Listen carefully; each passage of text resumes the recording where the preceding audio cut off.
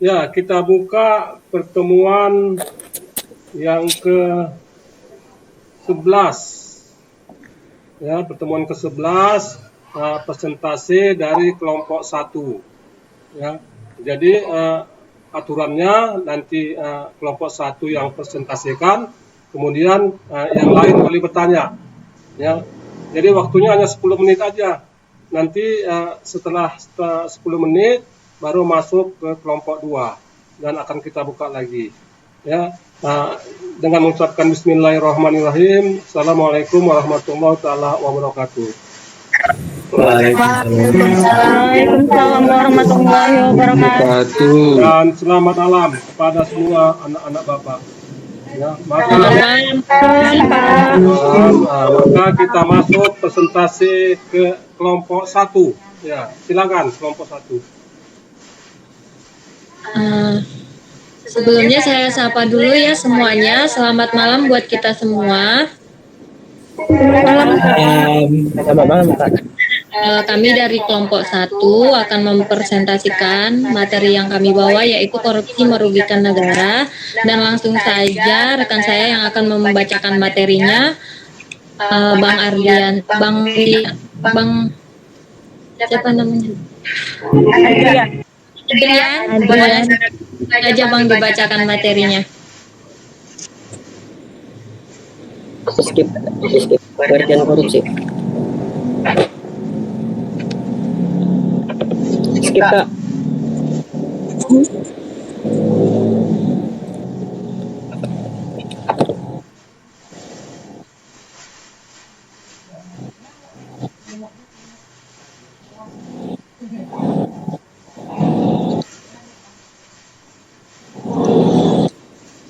Oke, apa adik, soundnya belum apa? Dibuka tuh soundnya, udah kelihatan? Ya, oke, udah.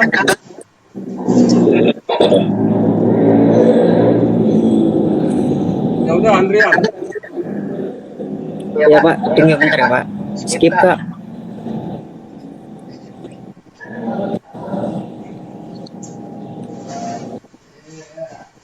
Bentar ya, Pak. Maaf. Enggak, aku aja Bang Dan, aku aja. Nanti abang setelah itu bentar ya. Ya Pak, maaf ya Pak. Ada salah kesalahan teknis. Oke, saya mulai ya semuanya. Di sini kami angkat sebuah judul yaitu korupsi merugikan negara. Dan kelompok 1 ini kita ada 10 orang, ada Atika, Adrian, Baista, dan seterusnya. Baik, karena kita bahas tentang korupsi merugikan negara, sebelumnya kami akan menjelaskan atau membacakan singkat tentang pengertian dari korupsi itu sendiri, suatu masalah atau organisasi untuk mendapatkan keuntungan. Kedua, menurut undang-undang di sini Undang-Undang Nomor 31 Tahun 1999 tentang korupsi. Setiap orang yang dikategorikan melawan hukum, melakukan perbuatan memperkaya diri sendiri, menguntungkan diri sendiri atau orang lain, dan seterusnya. Ketiga, kami juga mengambil dari menurut para ahli, ini ahli Alatas pada tahun 1987, pengertian korupsi menurut Alatas sendiri adalah pencurian yang memulai penipuan dalam situasi yang mengkhianati kepercayaan. Nah, di sini kami mengangkat satu kasus korupsi di Indonesia, yaitu skandal korupsi Bank Bali oleh Joko Chandra. Nah, sedikit singkat profil dari Joko Chandra ini. Nama lengkap Joko Sugiarto Chandra, lahir di Sunggau, Kalimantan Barat pada tanggal 27 Agustus 1950 dan beliau adalah owner dari Grup Mulia. Oke, lanjut Bang Adrian. Oke, baik, terima kasih Kak Ida. Saya akan melanjutkan dari kasus salah satu koruptor di Indonesia, yaitu Joko Chandra, termasuk salah satu orang terkaya di Indonesia dengan memiliki fasilitas sendiri, yaitu jet pribadi. Joko Chandra pada tahun 1997, Joko Chandra jadi direktur utama di Bank Bali. Dengan kasus harta di Bank Bali, Joko memiliki hutang 3 triliun pada masa itu. Joko selaku direktur meminjam uang pada bank lain, yaitu Bank Nasional Indonesia, Bank Umum Nasional, dan Bank Jara. dan Rudi Ramli sebagai direktur pada masa Orde Baru. Ketika ada peninjauan kembali di Bank Bali, Rudi sudah melakukan hutang Bank Bali kepada Joko Chandra. Namun uang tersebut yang jumlahnya sebesar 3 triliun tidak kunjung cair juga. Pada tahun 1999, Rudi Ramli bekerja sama dengan PT Era Giat Prima untuk melakukan pinjaman, tepatnya tanggal 11 Januari. Rudi menandatangani surat perjanjian. Namun ketika Bank Indonesia mengeluarkan 905 miliar, namun Bank Bali hanya dapat 359 miliar, sekitar 60% atau 546 miliar itu masuk ke rekening PT Eka Prima. Selain itu, penagih tersebut ternyata tetap dilakukan di Bank Bali, bukan PT Era, dan akhirnya Joko vonis penjara karena kasus tersebut selama 2 tahun. Pada tahun 2002, Joko akhirnya dibebaskan pada tanggal 20 Agustus lepas tuntutannya. Dan pada tahun 2008, Hakim Artijo Alkoster kurang dengan menyerah hukum luar biasa kepada Joko Chandra, dan hakim tersebut mencari lagi bukti yang kuat untuk menuntut hukuman. Setelah diselidiki oleh Mahkamah Agung, Joko ditetapkan bersalah lagi, diberikan hukuman seberat 20 tahun penjara karena dengan kesalahan dia tersebut. Dan pada tahun 2009, setelah ditetapkan bahwa Joko memang bersalah ketika ia dijerat penjara selama 20 tahun, dia berhasil melarikan diri dari Indonesia. Sampai 11 tahun penyelidik Indonesia sampai kehilangan identitas Joko Chandra dan tidak diketahui sampai 11 tahun. Pada tahun 2020, Joko Chandra sudah ditemukan di negara Malaysia. Dan ada juga Joko Chandra menyuap 3 Kapolri Indonesia dan akhirnya diturunkan jabatannya. Ada beberapa pihak yang termasuk ikut dengan Joko Chandra, yaitu mantan Gubernur Bank Indonesia Syahril Jain, Pandey Lubis, Wakil Kepala BPPN Rudi Ramli, Andri Aben, Anita Tolopati sebagai pengacaranya. Kasus Anita dengan surat izin sampai juga bekerja sama dengan Joko Chandra. Ada beberapa kasus yang dilakukan oleh Joko Chandra, yaitu melanggar aturan disiplin, melanggar kode etik profesi, melanggar tindak pidana penyuapan dan korupsi. Terima kasih, Kak. Demikianlah kronologi dari Joko Chandra.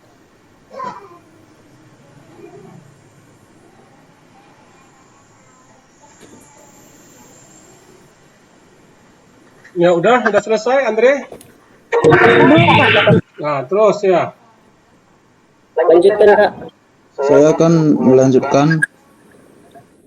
Ya, jangan waktunya tinggal 2 menit lagi. Ya, Pak. Faktor penyebab Joko Chandra itu koruptor itu faktor internalnya: 1, kurang beriman, tuntutan gaya hidup buruk dalam mengelola keuangan.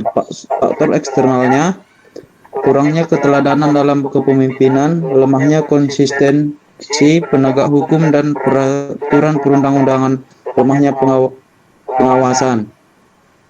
Akibatnya meningkatkan utang negara, melambatnya pertumbuhan ekonomi, meningkatnya kemiskinan, menurunkan kesejahteraan masyarakat. Tanggapan dari kelompok satu. Kasus Joko Chandra ini membuat masyarakat geram. Kasus ini terjadi sebenarnya bukan karena kelalaian, tetapi karena adanya kesempatan serta kesengajaan dan kerjasama sejumlah pihak. Seperti yang telah kita ketahui bahwa kasus ini telah menyeret perwira tinggi Polri yang berujung pencopotan jabatan. Di sisi lain, kasus Joko Chandra juga menjadi sebuah tamparan keras bagi penegak hukum, karena sudah menjadi perhatian publik dalam 2 bulan saat kasus ini diberitakan. Mengapa menjadi tamparan keras? Karena seolah-olah Joko Chandra ini memiliki kekuasaan dengan memanfaatkan uangnya untuk membeli atau menyuap oknum pejabat hukum. Joko Chandra yang sudah menjadi buronan pun bisa bebas keluar masuk di Indonesia. Tentu keluar masuknya Joko Chandra dengan mudah karena ada oknum yang memfasilitasi dan banyak pihak yang membantu pelarian Joko Chandra, termasuk Kepala Kejaksaan Negeri Selatan, Anang Supriyatna. Dari kasus ini bisa kita nilai bahwa aparat-aparat penegak hukum di Indonesia tidak jujur dan lemah. Pengawasannya yang juga lemah. Di saat terjadi kasus korupsi ataupun kasus-kasus lainnya, mereka lah yang diharapkan masyarakat Indonesia untuk memberantas, menyelesaikan dengan tanggung jawab yang mereka punya, tetapi bukannya melakukannya yang seharusnya justru malah membuat dan ikut menikmati uang yang bukan miliknya. Banyak kasus juga di Indonesia selalu berkelit, menjual tangisan, mencari sensasi, padahal bukti sudah ada. Untuk itu kita sebagai generasi penerus bangsa harus bisa memberi teladan yang baik. Jangan pernah mengambil hak-hak orang lain. Semua hanya titipan saja. Mari tingkatkan keimanan kita kepada Tuhan Yang Maha Esa. Terima kasih. Demikian materi dari kelompok 1. Bagi teman-teman yang ingin memberikan saran atau kritik atau pertanyaan maksimal 2 saja ya, karena kita melihat waktu karena akan ada kelompok 2 yang membawa materi juga. Terima kasih. Ingin tanya. Ya, Kak Dita mau nanya apa? Apakah yang membantu keluar masuknya Joko Chandra juga dikenakan hukuman? Yang bantuin dia keluar masuknya? Kalau dapat hukumannya apa ya? Baik, Terima kasih. saya akan menjawab pertanyaan dari Kak pengacara pengacara Joko Chandra, yaitu Anita King. Satu juga yang kasusnya sama dengan Joko Chandra, yaitu dengan pemalsuan surat jalan. Dalam Undang-Undang Pasal 263 ayat 2 6 tahun penjara yang berbunyi beberapa dengan sengaja menggunakan surat itu atau yang dipalsukan itu seolah-olah surat itu asli dan tidak palsu. Kalau hal yang salah menggunakan dapat mendatangkan suatu kerugian. Hukumannya Kak 6 tahun penjara. Apakah kurang jelas Kak? Oke, udah jelas. Makasih. Terima kasih. Ya, satu lagi. Baik, teman-teman jika ada yang mau bertanya lagi, diberi kesempatan 1 pertanyaan lagi atau ada yang mau menyampaikan saran, dipersilahkan ya.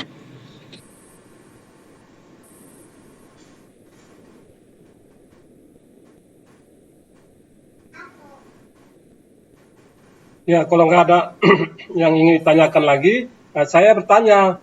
Ya, tadi dikatakan kelompok 1 ini itu akibatnya tadi ya begitu hebat, akibatnya itu akan membuat melambatnya pertumbuhan ekonomi.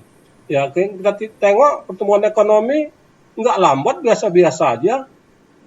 Kalaupun dia lambat, apa akibatnya terhadap perekonomian Indonesia? Silakan jawab kelompok 1.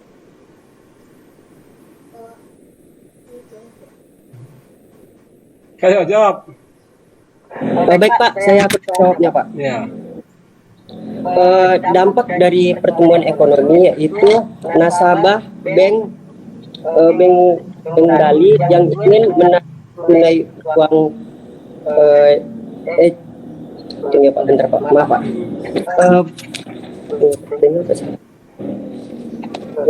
Bank Dagang Nasional Indonesia, Bank Umum Nasional, Bank Tiara, yaitu sangat kesulitan karena kekurangan duit uang yang dipinjam oleh Bank Bali, sehingga untuk pertumbuhan ekonomi di 3 bank tersebut melibatkan nasabah-nasabah bank tersebut mencairkan duitnya jadi terlalu lama Pak.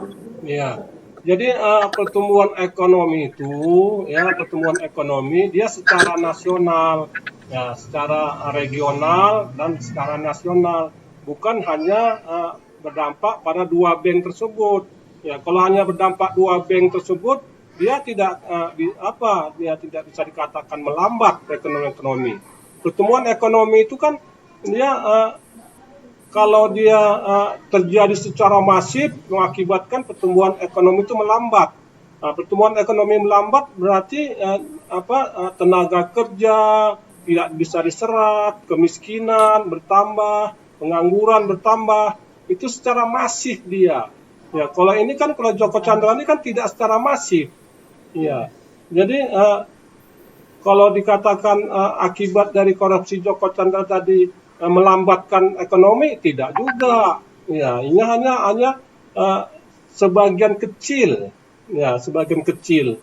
Dan akibatnya dampaknya terhadap ekonomi. Dan kita lihat perekonomian kita juga tumbuh sangat bagus. Ya, ini sebelum Covid ya terjadi tumbuh sangat bagus.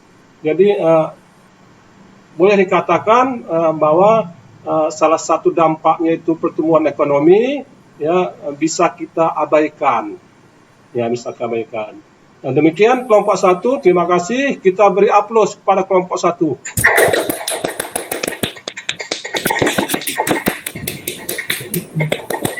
Terima kasih buat teman-teman, juga buat Bapak yang sudah memberi saran. Kami dari kelompok 1 mengakhiri dan saya akan persilakan bagi kelompok 2 yang menterinya. Selamat malam buat teman-teman dan Pak Nizam semua. Iya, sama-sama.